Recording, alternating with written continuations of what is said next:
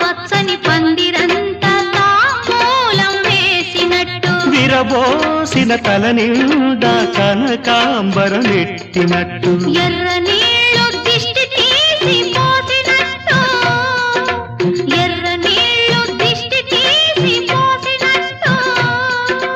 కర్పూరం హారతి ఇచ్చినట్టు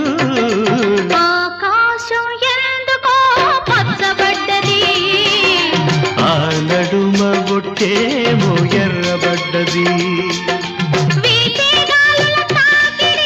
సాగే గువ్వల అలజడి రమ్మని పిలిచే పై